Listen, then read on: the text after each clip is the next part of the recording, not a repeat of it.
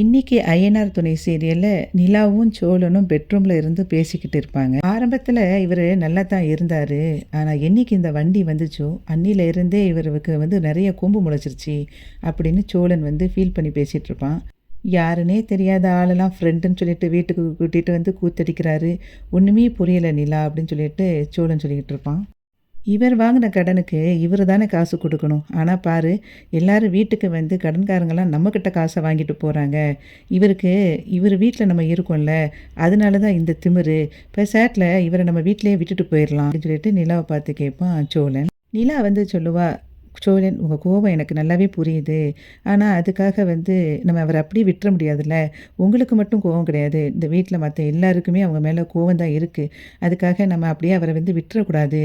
அதுக்காக நான் எனக்கு ஒன்று தோணுது அப்படின்னு சொல்லுவாள். என்னது அப்படின்னு சொல்லி சோழன் கேட்கும்போது அவள் சொல்லுவாள், அவரை நம்ம மறுவாழ்வு மையத்தில் சேர்த்து விட்டுறலாம் அப்படின்னு சொல்லுவாள்.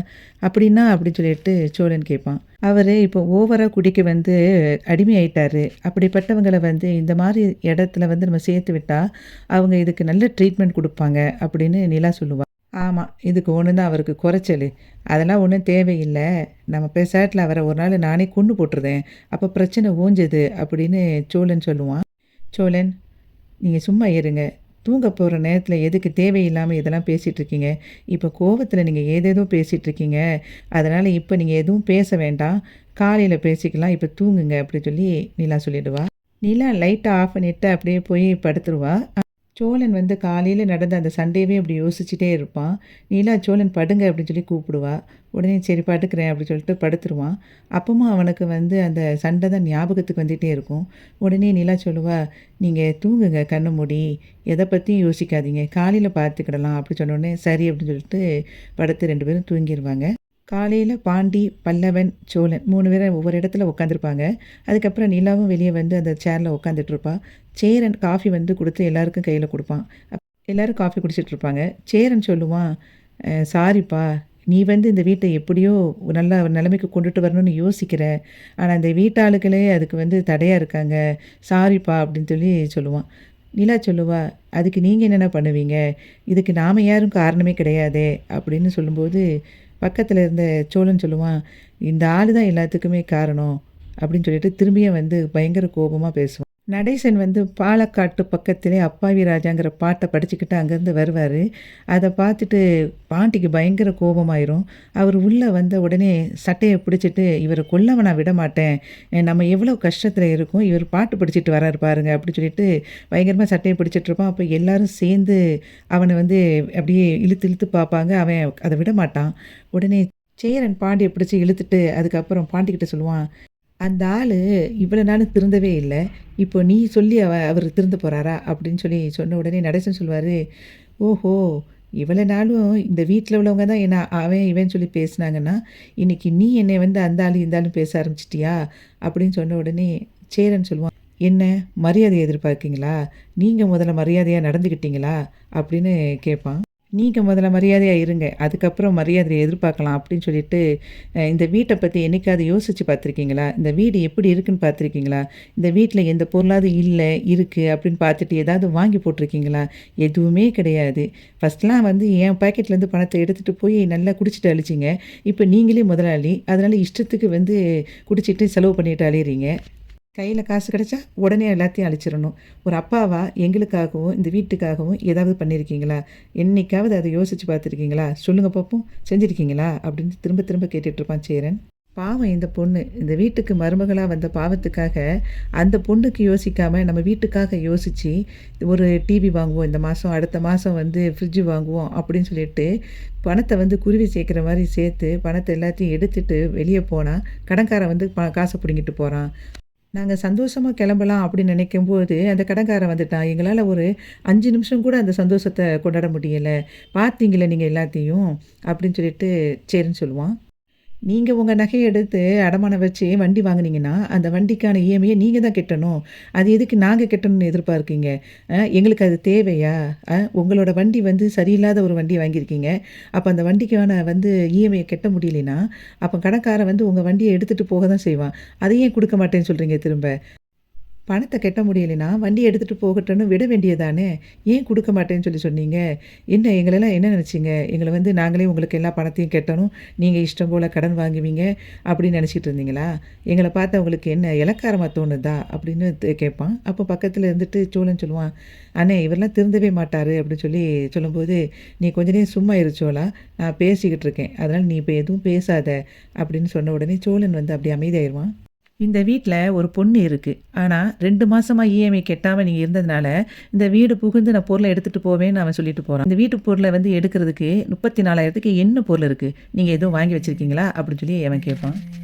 இந்த வீட்ல நாங்க இருக்கிறதுனால தானே இந்த பிரச்சனை. பெசாட்ல நீங்க மட்டும் இங்க இருந்துக்கோங்க. நாங்க கிளம்புறோம். நீங்க பாட்டுக்கு இருந்துட்டு உங்க ஃப்ரெண்ட்ஸோட நல்லா குடிங்க, கூத்தடிங்க, என்னனாலும் பண்ணுங்க. நாங்க எல்லாரும் கிளம்புறோம் அப்படின்னு சொல்லி சேருன்னு சொன்ன உடனே, பாண்டி பக்கத்துல இருந்து சொல்லுவான், "அண்ணே நம்ம எதுக்குண்ணே போகணும்?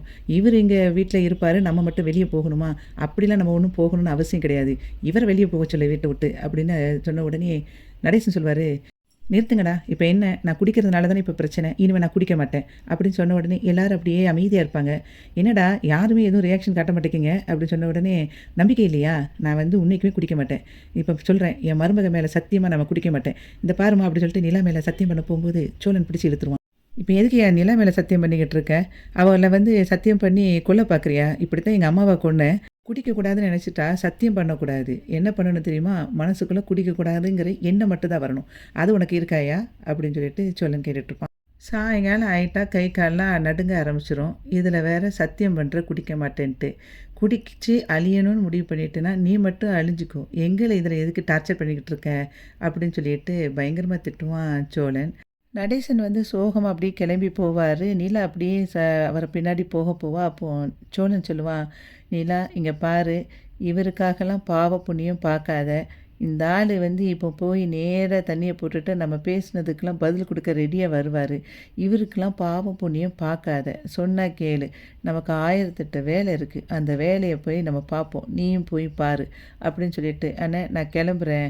நான் வேலைக்கு போறேன்" அப்படின்னு சொல்லும்போது, "சரி சோளா இருடா, சாப்பிட்டுட்டு போ" அப்படின்னு சேரன் சொல்லுவான்.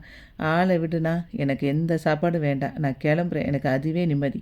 காலையிலேயே நம்ம மூட வந்து ஸ்பாயில் பண்ணிட்டாரு இவரு" அப்படின்ட்டு சோழன் வண்டி சாவிய எடுத்துட்டு கிளம்பி போயிருவான். "நானும் கிளம்புறேனே" அப்படின்னு சொல்லிட்டு பாண்டியும் வெளிய போயிருவான். நிலா அப்படியே வாசல்ல உட்காந்துட்டு அப்படியே யோசிச்சுட்ருப்பா. அங்கேருந்து சேரன் வந்துட்டு, "என்னப்பா ரொம்ப யோசிச்சுக்கிட்டே இருக்க. அப்பாவ நினச்சிலாம் இப்படி வந்து யோசிச்சுக்கிட்டே உன் உடம்ப கெடுத்துக்காத" அப்படின்னு சொல்லுவான் சேரன். உடனே நிலா சொல்லுவா, "இல்லைண்ணே அதெல்லாம் ஒண்ணும் இல்ல. நீங்க எங்கண்ணா கிளம்பிட்டீங்க?" அப்படின்னு சொல்லி கேட்பா. "நான் சந்தாவ வந்து ராமேஸ்வரம் வந்திருக்காளப்பா, அவள போய் பார்த்துட்டு வந்துடலான்னு பார்க்கேன். சோழனும் வந்து பாண்டியும் ஏதாவது கேட்டாங்கன்னா, நான் சைட்டுக்கு போயிருக்கேன். வர்றதுக்கு கொஞ்சம் லேட் ஆகும்னு எப்படியாவது சமாளிச்சிருப்பா" அப்படின்னு சொல்லிட்டு இருக்கும்போது, பல்லவன் அங்கேருந்து வந்துட்டு, "அண்ணே பொய் சொல்லிட்டு எங்கே போற?" அப்படின்னு கேட்பான். "பல்லவா நீ வெளியே போறேன்னு தானே சொன்ன. இப்போ நீ வீட்லயா இருக்க?" அப்படின்னு சொல்லி கேட்பான். உடனே பல்லவன் சொல்லுவான், "நான் வந்து என் ஃப்ரெண்ட பார்க்க போறேன்னு தான் போனேன். ஆனா அவன் வீட்ல இல்ல. அதான் வீட்லயே இருந்துட்டேன்" அப்படின்னு சொல்லிட்டு, "நீ இப்போ எங்கே போற? பொய்ய சொல்லிட்டு?" அப்படின்னு கேட்பான். உடனே அப்படியே யோசிச்சுட்டே சேரன்னு சொல்லுவான், "சந்தா ராமேஸ்வரம் வந்திருக்காடா குடும்பத்தோட. அதான் அவள போய் பார்த்துட்டு வரலான்னு போறேன். சோழனுக்கும் பாண்டிக்கும் தெரிஞ்சா அவங்களும் கூட வரணும்னு நினைப்பாங்க. அதனால தான் வந்து அவங்க கிட்ட நான் சொல்லல. வீணா ஏதாவது பிரச்சனை ஆகும்டா" அப்படின்னு சொல்லி சொல்லுவான். "அண்ணே நான் வாரேண்ணே உன் கூட. எனக்கு இங்க இருந்தா டிப்ரஷனா இருக்கு. கொஞ்சம் வெளிய வந்தா நல்லா இருக்கும் எனக்கு. தயவுசெய்து என்ன கூட்டிட்டு போண்ணே" அப்படின்னு சொல்லி பல்லவன் வந்து கேட்டுக்கிட்டே இருப்பான். சோழனுக்கும் பாண்டிக்கும் தெரிஞ்சா ஏதாவது பிரச்சனையாகும்டா அப்படின்னு சொல்லும்போது, அதெல்லாம் அவங்ககிட்ட ஏதாவது சொல்லி சமாளிக்கலானே. எனக்கு வந்து இந்த டிவி வாங்காம இருந்ததே ரொம்ப கடுப்பா இருக்கு. அது எனக்கு வந்து இந்த பிரச்சனை அந்த டைம்ல நடந்தது தான் எனக்கு வந்துக்கிட்டே இருக்கு. உன் கூட வெளிய வந்தேன்னா கொஞ்சம் வேற மைண்டில போயிரும் எனக்கு. ஏதாவது நம்ம பேசிக்கிட்டே போகலாம் அப்படி சொன்ன உடனே, நிலா சொல்லுவா, "கூட்டிட்டு போங்கண்ணே. அவன் ஏற்கனவே கொஞ்சம் ஒரு மாரி தான் இருக்கான். உங்க கூட வந்தா கொஞ்சம் ரிலாக்ஸா இருப்பான். நீங்க கூட்டிட்டு போங்க" அப்படின்னு சொன்ன உடனே, சேரன் சொல்லுவான், "சரிடா போய் உன்னோட திங்க்ஸ் எடுத்துட்டு வா. இப்போ போய் நம்ம ட்ரெயின பிடிச்சா தான் கரெக்ட்டா இருக்கும் போய் சேர" அப்படி சொன்ன உடனே, அவன் வந்து வேகமா ஓடி போய் திங்க்ஸ் எடுக்க போயிருவான் பல்லவன். பல்லவன் ரெடியாகி வருவான். சேர நிலா கிட்ட சொல்லுவான், "சரிப்பா பார்த்து பத்திரமா இருந்துக்கோ. நாங்க சீக்கிரம் வந்துருதோம்." அப்படின்னோனே, "சரி நான் இருந்துக்கிறேன்." அப்படின்னு சொல்லிட்டு அவ உள்ள உட்காந்து லேப்டாப் வேலை பார்த்துட்ருப்பா. அந்த சமயத்தில நடேசன் அங்கேருந்து வருவாரு. வந்த உடனே நிலா அவர பார்த்துட்டு டக்குன்னு உள்ள எந்திச்சு கிளம்பி போவா லேப்டாப்ப மூடிட்டு. உடனே நடேசன் சொல்லுவாரு, "ஏம்மா ஏம்மா கோவப்படாதம்மா. எனக்கு நடந்த விஷயத்தில எல்லாமே பாதி தாம்மா ஞாபகம் இருக்கு. எனக்கே நான் பண்ணது தப்புன்னு எனக்கு புரியுது. ஆனா நீ அதுக்காக என் மேல கோவப்பட்டு பேசாம இருக்காதம்மா." அப்படின்னு நடேசன் சொல்லுவாரு. ஆனாலும் அவங்க பண்ணது தப்பு தானம்மா. அப்பதான் நான் வந்து வெளிய ரோட்ல நின்னு பார்த்து சொல்லியிருக்கேன், பணத்தெல்லாம் குடுக்க முடியாதுன்னு. ஆனா உடனே வீட்டுக்கு வந்திருக்காங்க பாரு, அவங்க பண்ணது தப்பு தானே அப்படின்னு சொல்லி நடேசன் சொல்லும்போது, நிலா சொல்லுவா, "அது எப்படி அவங்க பண்ணது தப்பாகும்? அவங்க கிட்ட நீங்க கடன் வாங்கியிருக்கீங்க. அப்ப 2 மாசம் இஎம்ஐ நீங்க வந்து குடுக்காம இருக்கீங்களே, அப்ப அது உங்க மேல தப்பு இல்லைன்னு உங்களுக்கு புரியலையா?" அப்படின்னு சொல்லி நிலா கேட்பா. "கடன் குடுத்தவன் கடன கேட்க தான் செய்வான். கடன திருப்பி குடுக்கணும்ல" அப்படின்னு நிலா சொல்லுவா. உடனே நடேசன் சொல்லுவாரு, "அதுக்காக வீட்டுக்கு உடனே வந்துரணுமா? 4 பேர கூட்டிட்டு அவன் பாட்டுக்கு வந்துட்டான் என்ட்ட பணத்த கேட்க" அப்படின்னு சொல்லிட்டு சொல்லும்போது, உடனே அதுக்கு நிலா சொல்லுவா, "ஓ! அப்ப அவங்க வந்து கேட்கும்போது உங்களுக்கு பயங்கரமா கோவம் வருது.